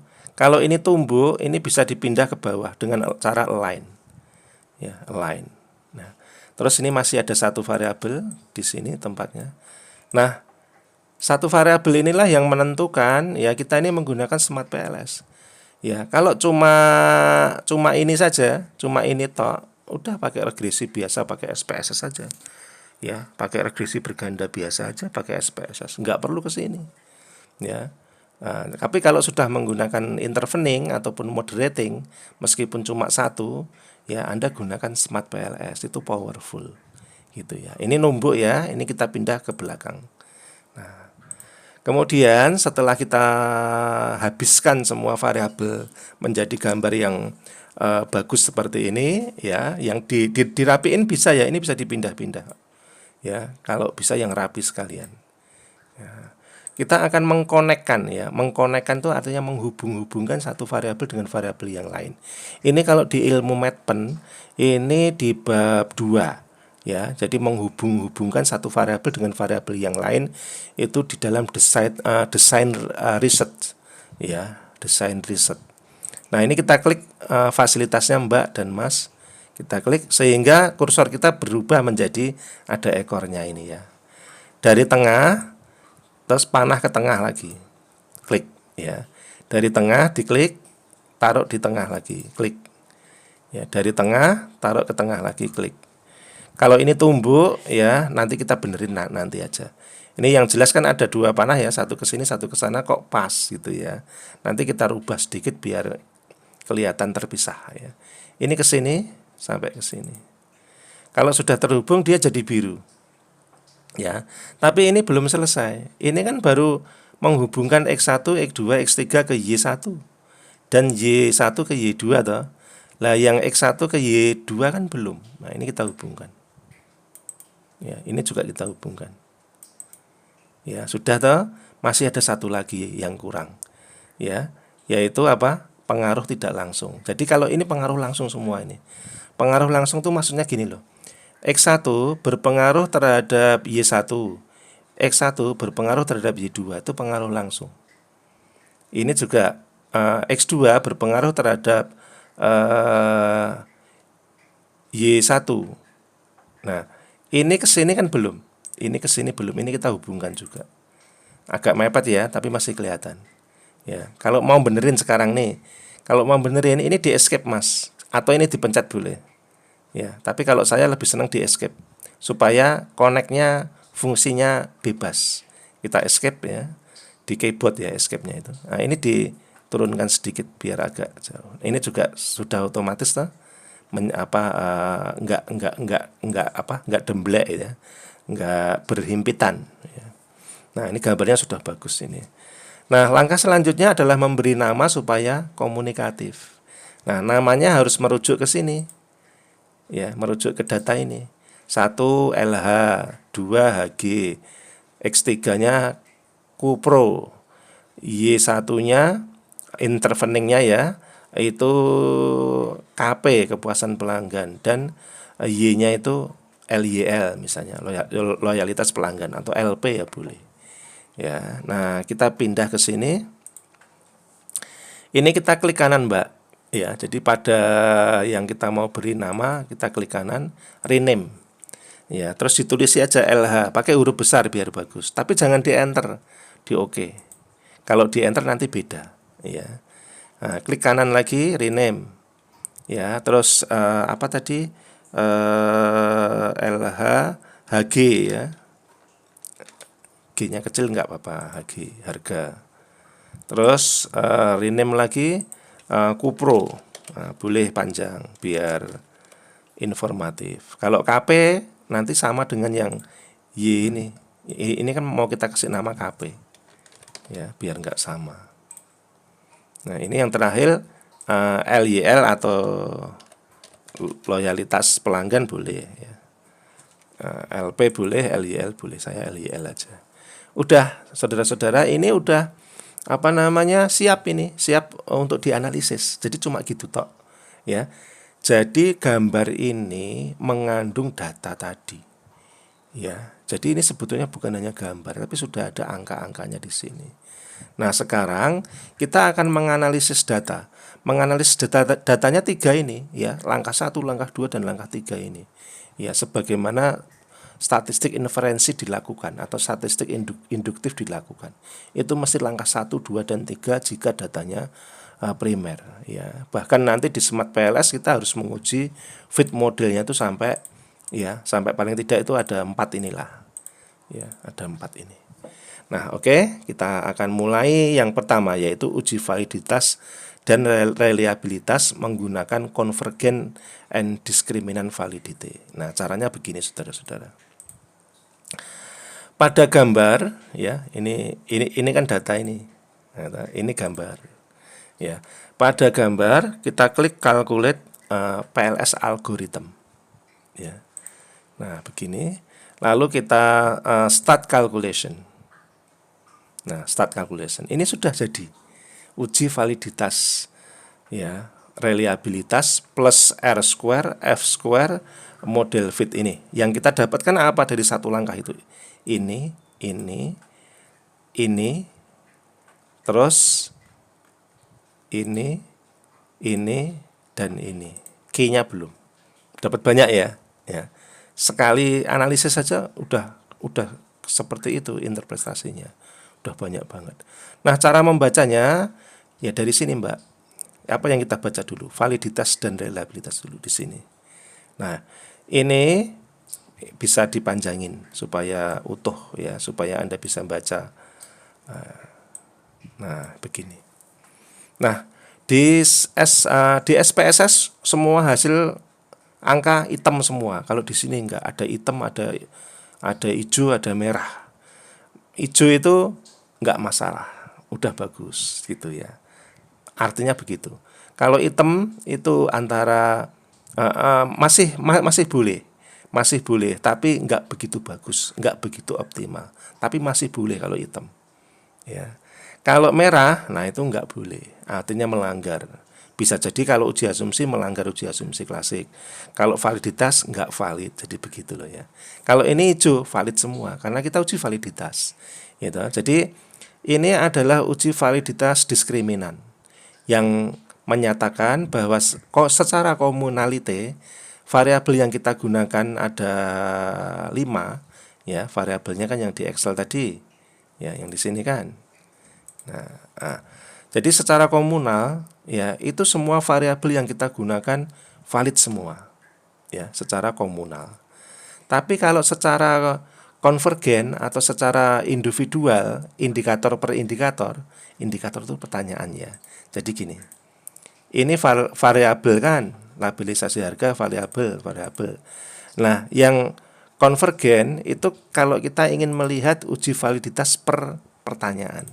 Sebagaimana di SPSS kan per pertanyaan ya. Kalau di SPSS yang ini loh, saya tunjukin sebentar uji validitasnya. Analyze, correlate, bivariate.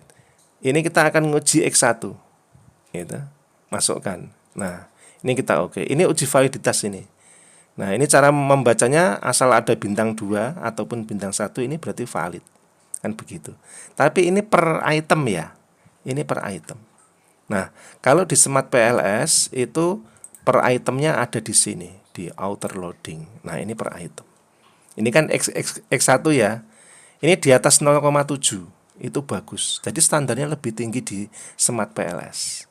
Ya, jadi kalau di SPSS itu valid, belum tentu di Smart PLS bisa bagus loh. Ya, karena standarnya lebih tinggi. Nah, di sini harus di atas 0,7 baru dikatakan valid. Ini ada 0,6 ini. Ini berarti tidak valid. Pertanyaan nomor 1 untuk variabel X2, paham ya? Nah, oke. Yang lainnya oke semua. Lalu bagaimana Pak, ada yang merah 1 ini? Enggak apa-apa, karena secara komunal itu bagus ya. Ini secara komunalite ini bagus. Ini udah di atas 0,5 ini bagus. Nah, coba dilihat di teori. Dilihat di teori. Nah, kan ini tuh. Nah, di sini ada kembali ke bab 3 gitu ya. Nah, oke.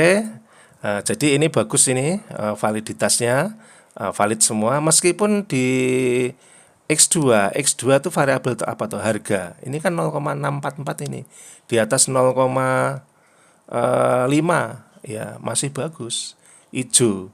Maka kalau ijo di sini meskipun di konvergen merah nggak apa-apa, biarin aja. Ya, tapi kalau dosen Anda meminta jangan ini di drop aja biar lebih murni, ya nggak apa-apa. X21, pertanyaan nomor 1 di variabel X2 Anda buang, kembali ke sini. Kembali ke gambar ya, bukan ke hasil. Ini kan hasil, ini gambar. Ya, ini Anda buang aja, Anda del biasa. Ya, tapi untuk latihan ini saya pengennya tidak usah. Karena apa? Secara komunal udah oke. Secara AV maksudnya ini ya, average varian extracted ya. Itu udah bagus kok di atas 0,5. Jadi konvergen nggak apa-apa. Ini jika aja ya teman-teman di lab nganalisis data, ininya merah. Misalnya ini X harga merah ya, itu pasti di outer loading ini banyak merahnya, nggak cuma 1. Ya, mesti banyak merahnya. Nah, kalau banyak merahnya, barulah kita ambil outer loading yang nilainya paling kecil dibuang. Terus nanti dianalisis ulang. Ya, jadi ini membuangnya di gambar. Misalnya ini dibuang, lalu dianalisis ulang. Begitu ya caranya. Kalau nanti ada trouble di situ. Nah, baik, ini kita sudah selesai, saudara-saudara. Kita masuk ke penjelasan selanjutnya. Jadi, untuk uji validitas dan reliabilitas sudah oke ya. Ini validitas komunal, ini validitas konvergen ya. Lalu reliabilitasnya di mana? Reliabilitasnya di sini. Ini tadi saya kembali terus ya, memang dia kembali terus ini. Kalau Anda ingin mengambil hasilnya di print screen ya, lalu dipotong dimasukkan ke Word untuk jadikan lampiran di dalam penelitian atau lampiran skripsi ya, caranya begitu. Ini nggak ada menunya untuk keluar seperti SPSS, nggak ada. Itu kelemahannya cuma itu. Ya, jadi kalau Cronbach alpanya di atas 0,7 itu reliable. Kalau di SPSS kan 0,6 ya. Di atas 0,6 bagus. Kalau di sini mintanya 0,7. Ya. Atau composite reliability juga di atas 0,7 itu baru bagus. Nah, jadi saudara-saudara, untuk yang pertama ini sudah oke semua, valid dan reliabelnya terpenuhi. Jadi kita bisa maju ke tahap yang kedua, yaitu uji asumsi klasik, yaitu model penelitian kita itu mengandung penyakit apa enggak. Kalau mengandung penyakit maka kita enggak bisa teruskan untuk uji hipotesis gitu ya. Nah, oke. Selanjutnya adalah yang ini kan yang kita minta tadi, uji asumsinya yang kita minta kan cuma multi aja. Udah diambil di sini multi. Ini ada multi. Nah, ini ya. Collinearity statistik ini multi. Sama seperti di SPSS tadi. Ya, kalau yang di SPSS kan ini. Ini maaf ya saya putar-putar gini biar Anda paham banget gitu loh maksudnya. Nah, ini multinya kan ada di sini nih. Ini kan udah kita klik tadi. Ya, sama. Nah, oke, kita kembali ke sini. Nah, yang kita baca itu innernya ya, jangan yang outer, yang inner aja. Nah, di sini. Nah, ini kita lihat angkanya hijau, berarti tidak ada multi ini. Ya, tidak melanggar uji asumsi klasik multikoliniaritas. Kalau bahasa ilmiahnya begitu. Bahasa gampangnya nggak ada multi. Ya, kan kenapa kok nggak ada multi? Karena bilangannya itu tidak lebih dari 5. Ya, tidak lebih dari 5.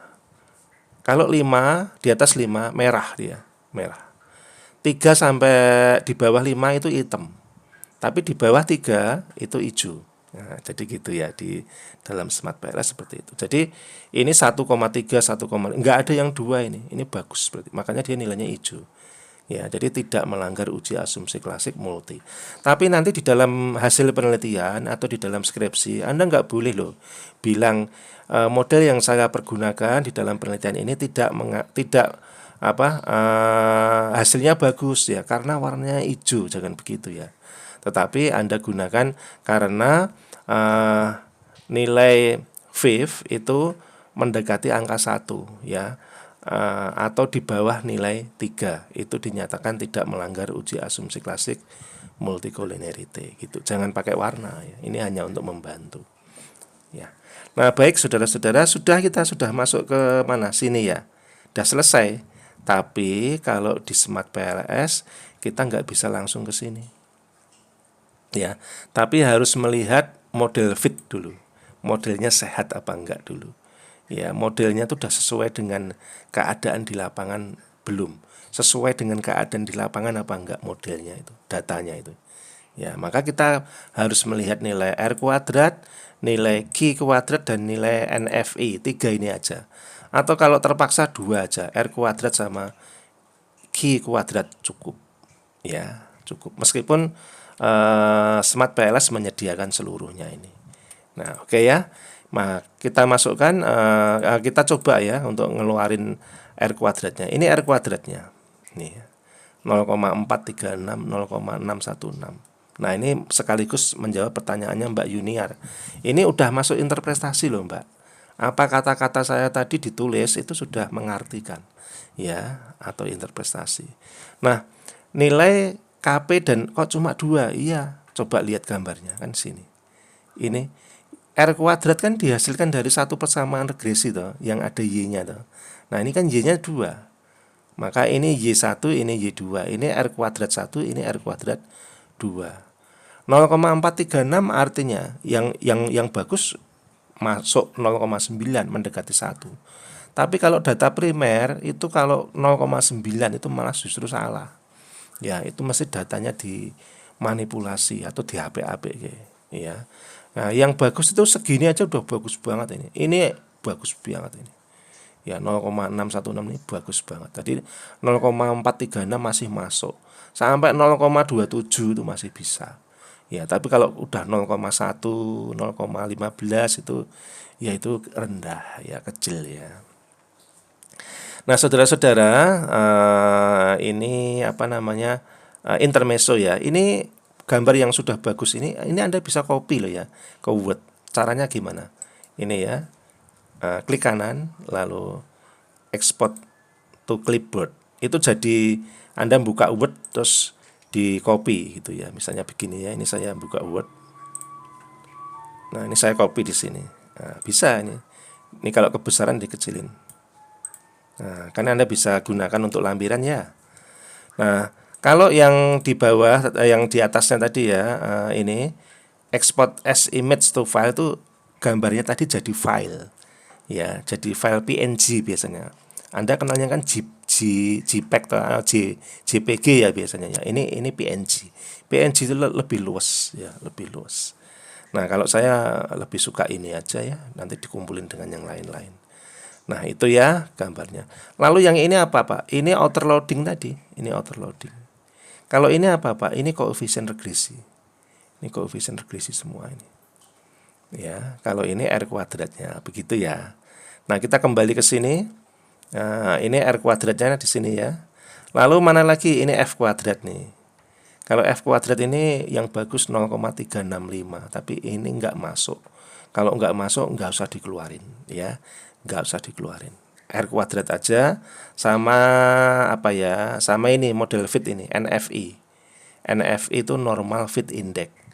Chi-square juga boleh, SRMR juga boleh, tapi nggak usah, karena ini juga hasilnya juga apa ya istilahnya, ini di Amos. Kalau di Amos boleh dimunculin chi-square dan SRMR. Kalau di Smart PLS NFI cukup. Nah, NFI yang baik itu mendekati 1, kayak R square. Ya, kalau ini 0,7 berarti bagus banget. Ya, nah, seperti itu. Kemudian satu lagi ya yang belum kita lakukan ya, Q kuadrat ya, ini ya. Nah, Q kuadrat Mbak Enmas bisa memperolehnya dengan cara menganalisis ya, sebagaimana validitas dan reliabilitas. Kalau Mbak Enmas mau menganalisis, jangan lupa perginya ke gambar ya, bukan di ini kan hasil analisis, ini hasil analisis validity, reliability, R kuadrat dan lain-lain ya. Nah, kalau mau Q kuadrat itu analisisnya sendirian, maka Anda pergi ke sini ya, karena menunya ada gitu, bukan apa-apa, menunya nggak ada di situ gitu ya. Maka Anda pergi ke gambar, calculate, dan Anda pilih blindfolding. Nah, ini untuk mencari Q kuadrat ya. Nah, Q kuadrat yang bagus itu memang juga nempel di dependent variable semua ya, sama seperti R kuadrat gitu. Nah, yang bagus itu di atas 0. Di atas 0 aja udah bagus, karena Q kuadrat ini bisa negatif. Ya, di atas 0 aja udah oke. Ini bagus, ini 0,2, 0,3 ini fit ini ya, fit. Nah, saudara-saudara, sudah semua ini, uji asumsi klasik sudah, uji fit model sudah, uji validity reliability sudah. Sekarang tinggal langkah yang terakhir ya. Ini hampir persis jadwalnya sama seperti yang kita jadwalkan ya, jam 10 sampai jam 12 kita hampir selesai ya. Jadi jangan ngantuk ya. Nah, kita sekarang masuk ke uji hipotesis, yaitu uji pengambilan keputusan ya, di mana nanti akan ada perbedaan. Kalau di SPSS, kalau menggunakan model yang biasa ya, model yang biasa seperti ini ya, maka Anda cuma mendapatkan uji T dan uji F gitu ya.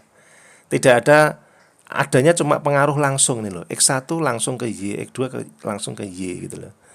Tapi kalau yang sudah menggunakan intervening ini, ada yang langsung, ada juga yang tidak langsung. Jadi nanti uji hipotesisnya agak berbeda sedikit ya, hipotesisnya jadi lebih banyak gitu. Nah, coba kalau kita mau membedakan gini, ini ada berapa hipotesis regresi biasa? Ada 3. Ini X1 ke Y, X2 ke Y, X3 ke Y, udah gitu aja. Ini loh yang orange ini ya, perumusan masalahnya kan ini, hipotesisnya kan ada 3 ini gitu. Tapi begitu kita jadikan intervening, itu enggak hanya 3, tapi coba kita baca ya, ini 3, ini kita tambah aja ya biar gampang ya. Panahnya nggak saya kasih karena saya nggak punya pen tablet ya, jadi kelamaan nanti. Ini 3 tambah ini ke sini 4, ini ke sini kan 5 toh, sama ini loncat ke sini 6, gitu kan, udah ada 6 ya kita ya, kok 6 toh, 3, 4, 5, 6 ya benar 6. Sebentar, satu lagi mana, 7 ini Y1 ke Y2 ya, ini kan langsung juga ya. Atau kita pergi ke gambar ini gampang nih,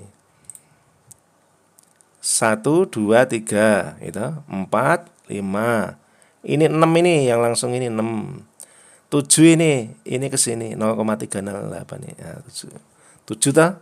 Nah, yang belum yang mana? Yang belum yang ini Mas and Mbak. Jadi hipotesisnya udah dapat 7 masih kurang, masih ada 3 lagi, yaitu apa? LH ke LYL lewat KP 8, HG ke LYL lewat KP 9, Kupro ke LYL lewat KP. Jadi Anda dengan model yang sederhana kayak gini saja, Anda sudah punya hipotesis itu 10. Ya, hipotesis 10. Nah, jadi beda kan, Mbak, antara Smart PLS dengan SPSS biasa itu jadi berbeda karena memang modelnya lebih rumit sedikit aja. Itu kita belum nyoba yang 2 variabel intervening loh ya, tapi nanti dipelajari sendiri. Ya, saya ada caranya, tenang aja. Ya, pasti Anda bisa. Nah, oke ya. Kita akan lakukan uji hipotesis. Kembali ke gambar. Kalau mau menganalisis harus pergi ke gambar, ya. Diingat yang tadi. Nah, calculate bootstrapping. Nah, ini adalah analisis untuk hipotesis. Calculate bukan PLS, bukan blindfolding, tapi Anda pilihnya bootstrapping. Nah, Anda start calculation. Kita tunggu. Nah, setelah kita tunggu, inilah 7 hipotesis yang pertama, yaitu pengaruh langsung yang ada di path coefficient ini. Ini path coefficient. Ini pengaruh langsung. Ini ada 7. Gitu. Nah, yang 3 di mana? Yang 3 di sini, Mas, Mbak. Total indirect effect. Ini adalah total pengaruh tidak langsung. Nah, ini ada 3. Nah, jadi 10. Cara mengartikannya gimana? Ya, Mbak Yuniar tadi tanya. Ini ada hijau ini udah signifikan KB ini hijau gitu. Enak banget ya. Karena ada hijaunya. Yang merah nggak signifikan. Ya, tapi nanti jangan hijau dan merah kalau di laporan penelitian. Tapi gini, harga dan kepuasan pelanggan itu signifikan karena p-values di bawah 0,05. Jadi signifikan berarti harga berpengaruh terhadap kepuasan pelanggan. Harga berpengaruh terhadap LYL. Kita lihat gambarnya aja. Nah, ini tuh. Ini angkanya beda dengan yang tadi loh. Tadi kan ada R kuadratnya, ini enggak ada. Karena ini bootstrapping, gambar bootstrapping atau inner model. Kalau yang tadi outer model ya. Nah, ini kita lihat ini T-nya ini. Ini T-nya. Ya. Kalau gampangnya Mas and Mbak, kalau nilai T-nya di atas 2 itu signifikan. Jadi LH ke LYL itu signifikan karena T-nya di atas 2. Ya. Ini kan 2,415. Ini LH ke KP juga di atas 2, jauh banget. Ya, begitu ya. Nah, oke. Kita kembali ke sini, kita baca yang enak ya, pergi ke bootstrapping ini ya. Ini karena di bawah alfa. Ini di bawah alfa, di bawah 0,05 ya atau 5% itu signifikan. Berarti seluruh pengaruh langsung variabel-variabel yang kita pakai ini berpengaruh secara signifikan terhadap masing-masing variabel dependennya. Ya. Nah, adapun yang pengaruh tidak langsung ini. Pengaruh tidak langsung ini kita besarin bisa enggak tahu. Nah, ini yang dibesarin ini ya. Nah, ini dibesarin biar nampak semua tulisannya karena Anda harus kenal. Nah, ini juga hijau semua, berarti pengaruh tidak langsungnya juga signifikan. Artinya ini yang kosong ini langsung ini. Ya, ini kosong, ini langsung. Nah, yang tidak langsung yang ini. Harga terhadap loyalitas lewat KP toh. Nah, itu nilainya 0,049 di bawah 0,05. Ini nyaris ya. Nyaris tapi masih signifikan ini. Masih signifikan karena hijau. Ya, atau di atas di atas. Kalau ini pakai 2 udah nggak bisa ya, tapi itu 2 itu kan rule of thumb ya. Jadi Anda jangan jadikan itu. Ini tabelnya mesti 1,960. Karena tabelnya 1,960, ini kan lebih besar daripada T tabel, maka ini signifikan. Jadi gitu. Jadi 2 itu hanya untuk ini Mbak Mas. Pendekatan aja. 2 itu adalah rule of thumb. Tepatnya itu 1,960. Di atas 1,960 itu masih signifikan. Cuma kalau ngomong 2 sama ngomong 1,960 kan kedawan gitu loh ya. Nah, begitu ya. Nah, jadi ini signifikan semua ini. Kalau mau yang lebih jelas, Mbak and Mas bisa tengok di sini. Specific indirect effect. Nah, ini lebih jelas ini. Harga berpengaruh terhadap loyalitas melalui KP. Kupro terhadap loyalitas melalui KP. Tapi ini khusus untuk yang Smart PLS yang terbaru. Kalau yang belum terbaru ini tidak ada. Specific indirect effect ini enggak ada. Maka kita membacanya hanya lewat sini aja. Ya, ini asumsinya melewati. Ya. Nah, itu Mbak and Mas sudah selesai. Ya, cara pengambilan keputusannya seperti itu. Kita sudah masuk ke di sini tadi. Ya, uji pengaruh. Nah, sekarang monggo ada yang ditanyakan.